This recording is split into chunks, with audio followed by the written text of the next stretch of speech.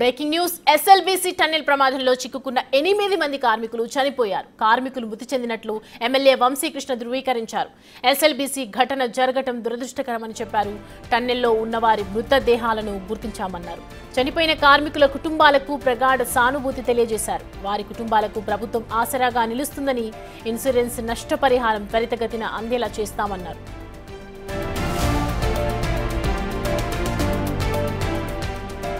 3 మీటర్ల లోతులో rescue team మృతదేహాలను గుర్తించారు. అధునాతన పరికరాలు, రాడర్లతో మృతదేహాలను గుర్తించినట్లు రెస్క్యూ టీం తెలిపింది.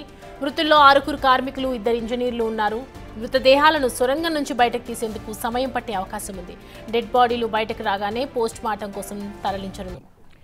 మరి నిన్న మధ్యాహ్నం వరకే రాడార్స్ ఎఫెక్ట్ తోటి వాళ్ళ మృతదేహాలు ఎక్కడెక్కడ ఉన్నామనేది కొంత ఐడెంటిఫై చేయడం జరిగింది. కొంత వాటిని వెలికి తీసి బయటికి తీసుకురావాలి. కాబట్టి దాంట్లో భాగంగానే నిన్న నైట్ నుంచి సీరియస్గా ఈ 12 డిపార్ట్మెంట్లు ఏవైతే ఉన్నాయో ఆ డిపార్ట్మెంట్లో ఉన్నటువంటి వాళ్ళందరూ కూడా ఒక 4 షిఫ్ట్లు, ఒక్కొక్క షిఫ్ట్కు 70 మంది చొప్పున దాదాపు 250 మంది వరకు ఈ రెస్క్యూ ఆపరేషన్లో పార్టిసిపేట్ చేస్తూ ఉన్నారు. త్వరితగతిన తీయాలనే ఆలోచన ఉంది. ఇప్పటికే 2 డేస్ 8th డే కాబట్టి ఇప్పటికే కొంత డీకంపోజ్ అయి ఉంటాయి బాడీస్.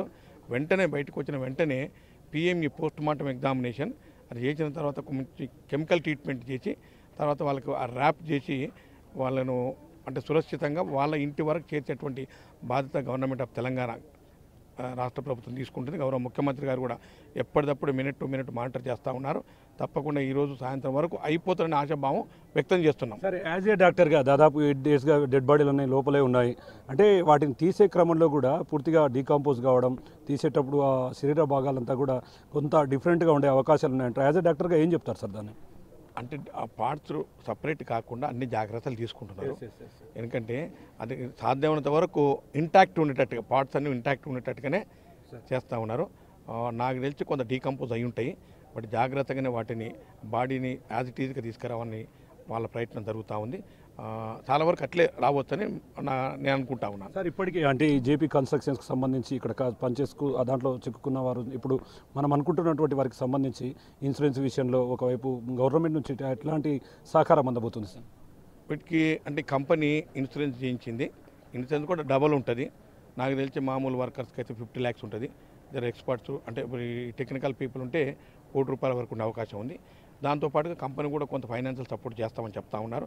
ఇది కాకుండా ఈ రాష్ట్ర ప్రభుత్వం, తెలంగాణ రాష్ట్ర ప్రభుత్వం, గౌరవ ముఖ్యమంత్రి గారు వాళ్ళు కూడా తప్పకుండా కొంత ఇవ్వాలనే ఆలోచన ఉంది.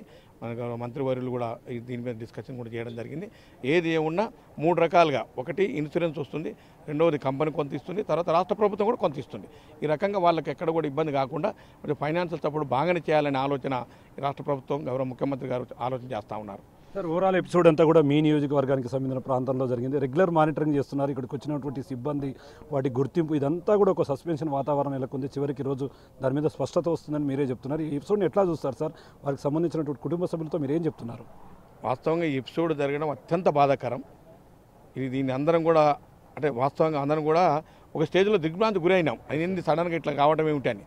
సరే, ఇదొకటైతే, రెండవది వాళ్ళు కొన్ని వేల కిలోమీటర్ల దూరం నుంచి ఇక్కడ పనిచేస్తూ ఉన్నారు. పాపం వాళ్ళు ఇక్కడ జరిగిన ఇన్సిడెంట్ వాళ్ళకి తెలవడానికి కూడా కొంత టైం పట్టింది. వాళ్ళు 6 రోజుల నుంచి ఇక్కడే ఉన్నారు. వాళ్ళ కుటుంబ సభ్యులందరూ కూడా ఇక్కడే ఉన్నారు. వాళ్ళ బాధ నిజంగా చెప్పాలంటే వాళ్ళ బాధ మనం ఎవరు కూడా తీర్చే పరిస్థితి లేదు. ఏది ఏమున్నా వాళ్లకు అన్ని రకాలుగా ఫైనాన్షియల్గా కానీ ఇంకా ఏదైనా జాబులు ఇచ్చే విషయంలో కానీ అన్ని రకాలుగా ఈ రాష్ట్ర ప్రభుత్వం అదేవిధంగా ఆ కంపెనీ పూర్తి స్థాయిలో బాధ్యత తీసుకోవడానికి సిద్ధంగా ఉన్నది. చూస్తున్న మొత్తంగా రాడార్ సహకారంతో వెతికిన తర్వాత వారికి సంబంధించినటువంటి ఆచూకీ ఆనవాళ్ళకు సంబంధించినటువంటి డెడ్ బాడీస్ ఒక మార్కింగ్ చేయడంతో ఇప్పటికీ తవ్వకాలు జరుగుతున్నాయి. తవ్వకాలు జరిగిన వెంటనే వాటికి సంబంధించినటువంటి పోస్ట్ మార్టంతో సహా కుటుంబాలను ఆదుకునే విధంగా ఒకవైపు రాష్ట్ర ప్రభుత్వం ముందుకు వెళ్తుందని చెప్పి కూడా స్థానిక ఎమ్మెల్యే చిక్కుడు వంశీకృష్ణ చెప్తున్నటువంటి పరిస్థితి ఇక్కడ కనిపిస్తుంది. ఇది ఎస్ఎల్బీసీ దగ్గర లేటెస్ట్ అప్డేట్. కెమెరా పర్సన్ నగేష్తో శంకర్, బిగ్ టీవీ, ఎస్ఎల్బీసీ నుండి.